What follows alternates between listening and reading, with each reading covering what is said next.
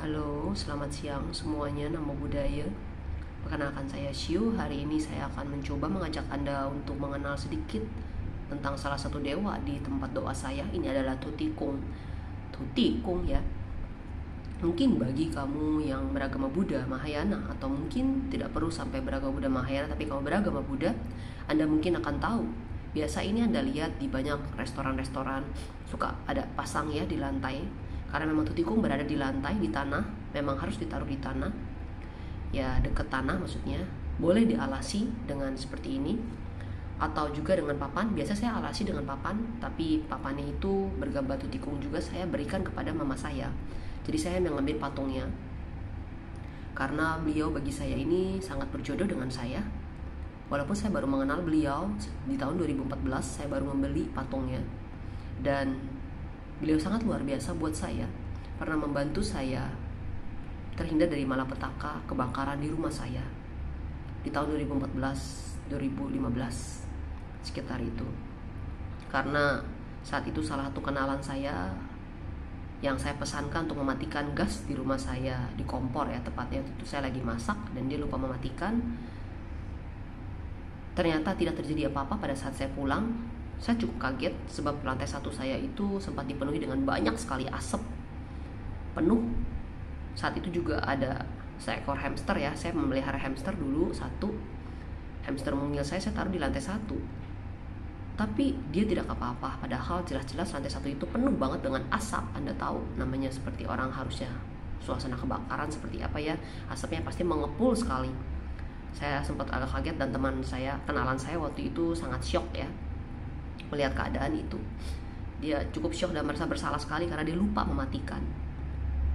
Tapi pada saat saya melihat ke kompor, kondisi gas saat itu seperti kayak ada yang mematikan kompor itu, dan tentunya sop saya sudah kering kerontang, tak bersisa. Saya hanya meminta kenalan saya ini untuk bersujud di hadapan Tutikung, berterima kasih, dan dia langsung bersujud dan berterima kasih dan memohon maaf atas perbuatannya yang kurang hati-hati ya dalam mengecek keadaan sekitar untuk mematikan kompor sehingga tidak terjadi kecelakaan itu. Tapi lagi-lagi inilah mujizat dari mantra Tutikung yang saya selalu baca setiap hari, yaitu Nanmo San Manto Mutanam Om Tulu Tulu Tiwe Soha, atau Nanmo San Manto Mutanam Om Tulu Tulu Tiwe Sapohe. Itulah selalu saya baca sebanyak satu lingkaran tasbih ini 108 kali. Anda melihat ya, saya selalu membaca. Boleh pakai tasbih yang berwarna hijau atau warna hitam, boleh, tidak ada masalah dengan tasbih. Dan Anda boleh juga sebelum berdoa itu Anda mengganti dengan air. Saya biasa mempersembahkan kepada para dewa-dewi itu dengan air putih saja. Anda tidak perlu menggunakan air teh ya, ini sederhana saja, karena para dewa-dewi itu sudah berterima kasih atas pemberian Anda. Yang penting Anda tulus. Boleh Anda taruh, kalau hari tertentu seperti caicap go, Anda boleh mempersembahkan dengan buah terkecuali saran saya adalah buah anggur, durian. Itu kalau bisa jangan dipersembahkan. Sewajarnya saja seperti buah persik yang ada di tangan Tutipo ini, atau jeruk boleh, apel boleh. Kalau bisa apel jangan terlalu lama, takut menjadi alkohol. Kenapa anggur dan durian tidak boleh? Sebab anggur dan durian dari internet dimanapun itu dikatakan ada mengandung alkohol.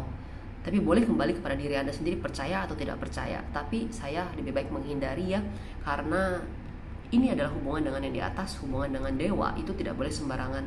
Banyak sekali kejadian soalnya yang memang manusia itu salah berbuat, akhirnya mendapat akibat yang petaka yang buruk buat diri sendiri.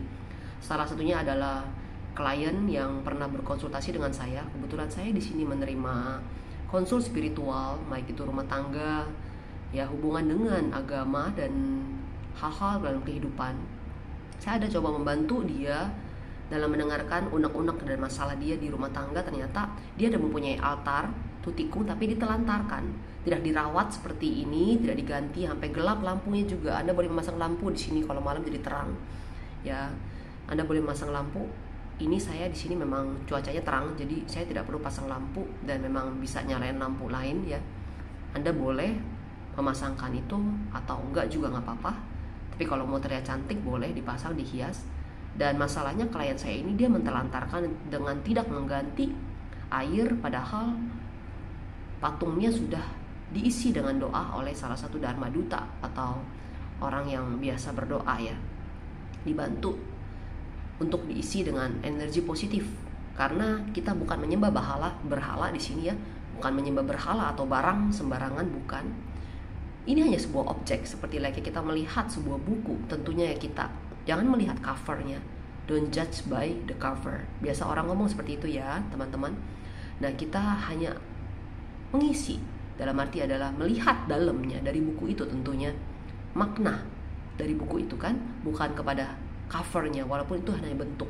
Sama seperti ini, Tutiko memang bentuknya seperti ini, patung, tapi kita sesungguhnya mengisi dengan hawa negatif atau positif itu kembali kepada diri manusia masing-masing. Siapa yang membaca?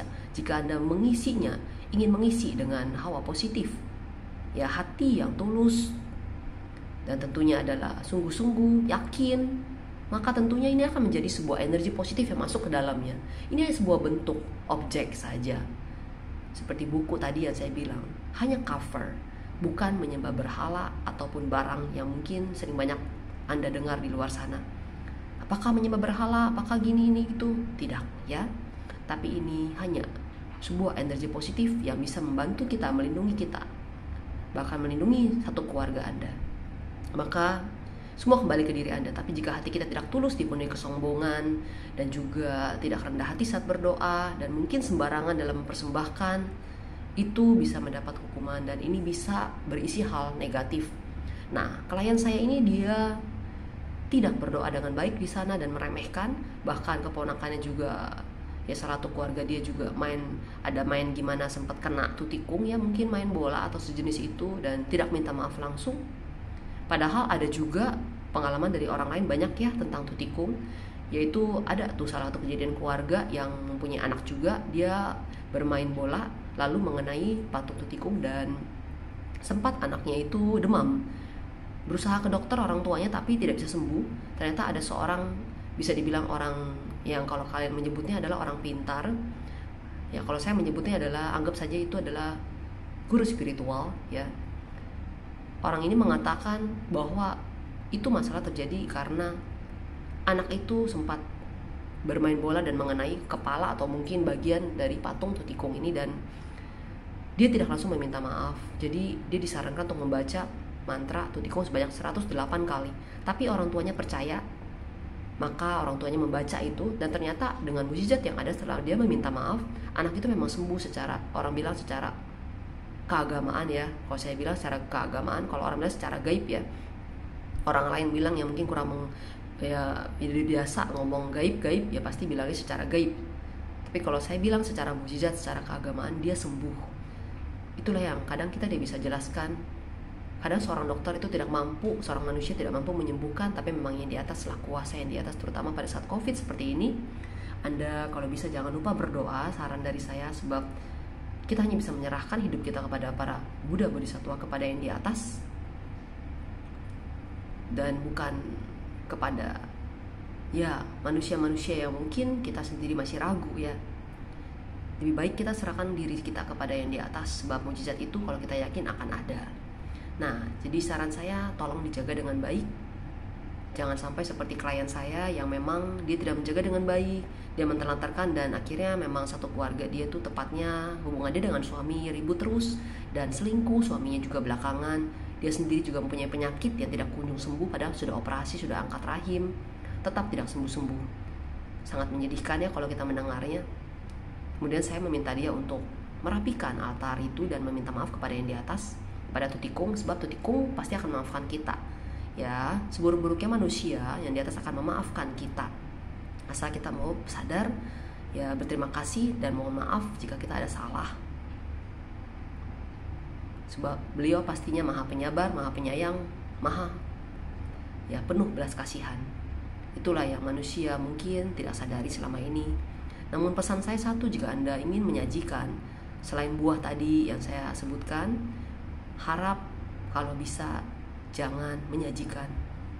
Ya kalau seperti Anda misalkan mempunyai restoran yang menjual daging-daging atau hewan, bahan-bahan hewani seperti telur, atau mungkin Anda menjual binatang seperti ayam, kambing, bebek, apapun itu yang Anda jual, burung mungkin, saran saya jangan menaruh tutikung tutipo di dekat dengan makanan-makanan itu, atau bahkan mempersembahkan ayam di sini. Ya jangan. Sebab ada yang pernah mengalami, dalam arti adalah di kitab pun ada ya. Di kitab pun ada tertulis, mengalami atau enggak saya belum menemukan yang bagaimana, tapi memang saya pernah melihat ada yang seperti itu. Tapi di kitab tertulis, kitab suci tertulis bahwa tutikung tidak menyukai hal itu. Ya, sesungguhnya dewa dewi itu tidak bisa diberikan hewan-hewani seperti itu. Tapi kalau bisa diberikan vegetarian. Ya, Anda boleh memakai sayur ya sejenis itu, atau buah, lebih bagus sih buah aja. Dan boleh pasang dupa di sini. Tapi kalau bisa saran saya dihindari yang namanya makanan yang mengandung hewani. Ya, berdasarkan kitab suci yang tertulis seperti itu. Ada tertulis kitab suci itu tikung seperti itu. Ya, mama saya sempat memperkenalkan kepada saya. Tapi kalau pengalaman dari orang yang mengalami sampai kayak gimana, itu saya belum mencari tahu. Seharusnya ada ya. Seharusnya ada. Dan kalau dari mentelantarkan tadi, ada pengalaman dari klien saya itu.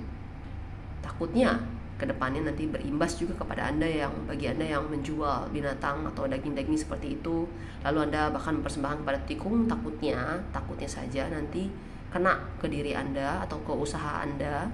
Mungkin kelihatannya itu adalah baik, tapi takutnya kedepannya malah nggak baik. Ya, jadi saran saya lebih baik dihindari. Tapi kalau Anda tetap mau memberikan seperti itu, ya itu hak Anda. Karena saya di sini bukan sedang mengatur Anda, tapi saya berbagi, sharing saja. Mudah-mudahan ada hikmah positif yang bisa diambil. Dan itu semua kembali kepada diri kita masing-masing dalam mendengarkan ya kebijaksanaan Anda sendiri masing-masing dalam menanggapi atau melihat video saya ini.